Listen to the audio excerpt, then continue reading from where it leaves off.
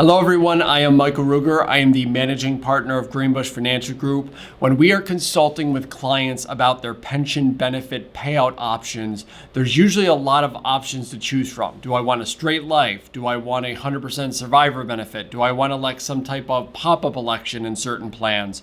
So we go through a conversation with clients and weigh the very important options which kind of feed into that decision, which can include your marital status, your age, the age of your spouse. What is your income need in retirement? Do you have retirement assets outside of the pension plan?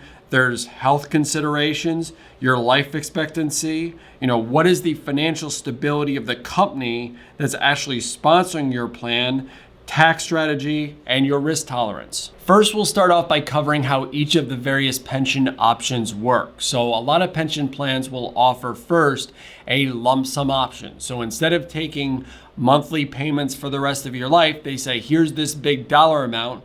You are entitled to either take this out, or what most retirees do is they roll it over to an IRA, and then they can take whatever they want out of the IRA once the rollover is complete. The next option is the single life benefit, also referred to as the straight life benefit. That's where you elect to turn on the monthly payment for the rest of your life, but then when you pass away, it ends and there's no survivor benefit attached to it. Now we head over to the survivor benefit option. So survivor benefit options are usually expressed as a percentage. So you'll see like 100% survivor benefit, 75, 50, 25%. And what those percentages are representing is if you were to pass away first having the pension, what is the percentage of those pension payments that will continue on to your spouse? Let's look at an easy example. So let's say you're entitled to receive $3,000 per month and you elect a 50% survivor benefit, meaning you will receive $3,000 per month for the rest of your life, but if you were to pass and your spouse survives you,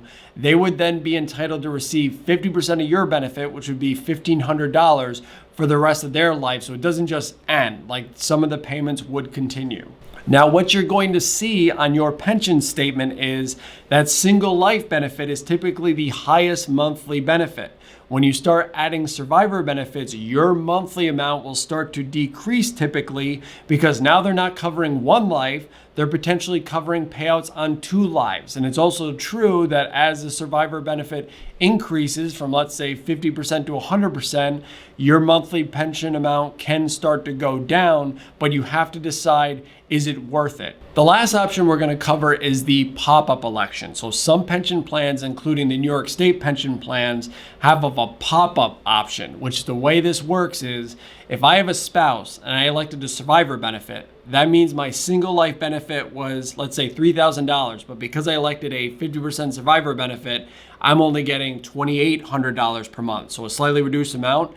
If my spouse passes away before me and I'm the one with a pension, then my benefit pops up from the $2,800 up to my single life allowance as if I elected that all along. And the reason why people do this is it's more about usually Social Security benefits. So the way Social Security survivor benefits work is if one spouse passes away, you typically lose one of the Social Security benefits and then you get the higher of the two. So by popping up my pension benefit, it makes up for some of that Social Security income that was lost.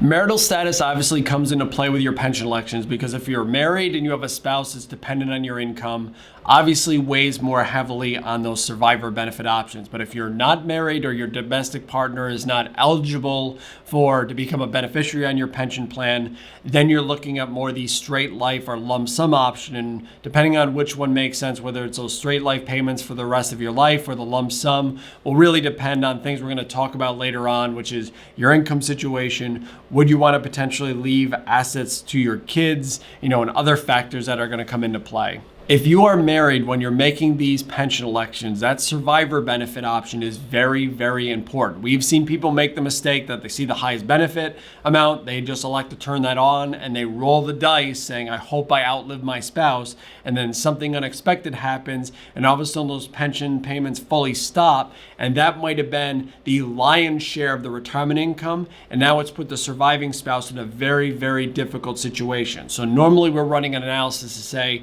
if the spouse with a pension were to pass away, is the surviving spouse going to need 100% of the pension, 75% of the pension, 50% of the pension? So we're trying to determine what's the right survivor amount. If you have retirement assets outside of your pension plan and they're substantial, that starts to give you some flexibility as to what you can choose from a survivor benefit. Because if, let's say, you've got a pension $3,000 a month, but let's say you and your spouse have accumulated $1 million worth of retirement assets, if for some reason, let's say the person with the pension passes away and those pension benefits are cut in half, there might be enough assets outside of that pension to help supplement that income. So instead of having to go to that 100% survivor benefit with the lower monthly amount, you may have the flexibility to say, oh, we only need 50% or only 25% because we have other assets that can help replace that pension if something were to happen down the road. But that conversation continues on to this next point, which is if you have enough assets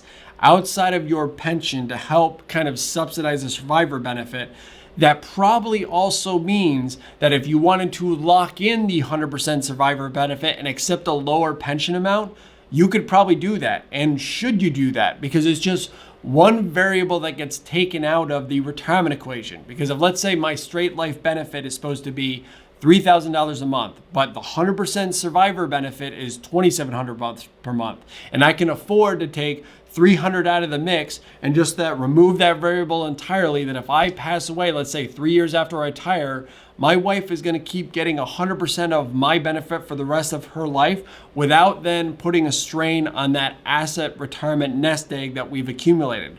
Plus, there's lots of variables in retirement.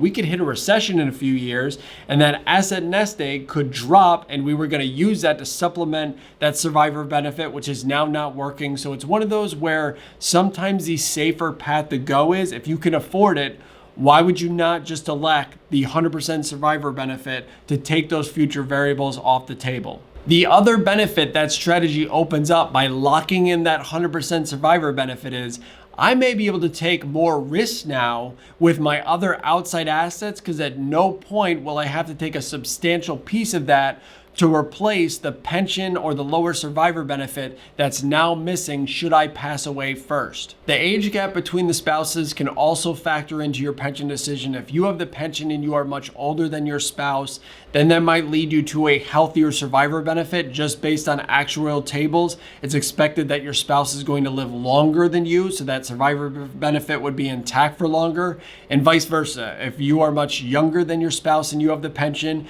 that might cause you to choose a lighter spousal benefit.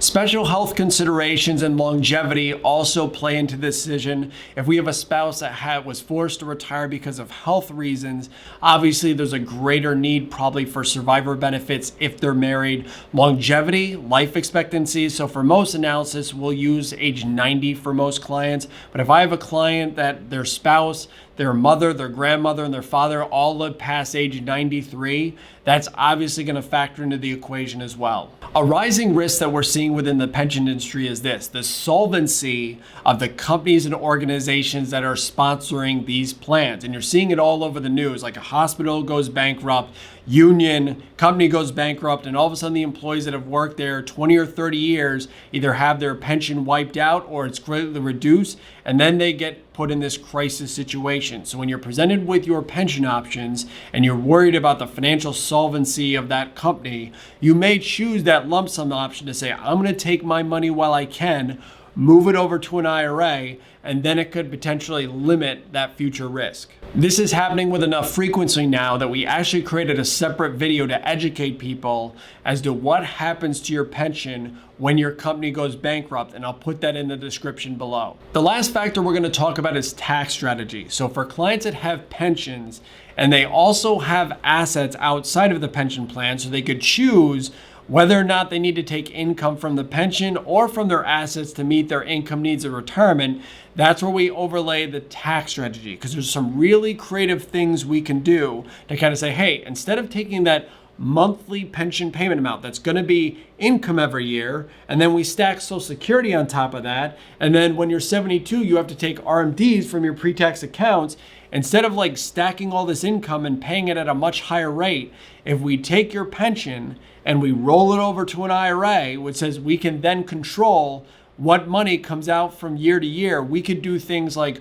Roth conversions. We could realize long-term cap gains at potentially a 0% tax rate without that pension income bumping them up into higher tax brackets. So there's some really creative tax strategies that can be done that can save clients thousands of dollars in taxes over their lifetime. As you can see, there's a lot of factors that go into making the right decision. We do this analysis for clients all of the time. So if you have any questions or you just want to have a quick conversation with us before you actually go and make your pension decisions, please feel free to reach out to us at moneysmartboard.com. Thank you.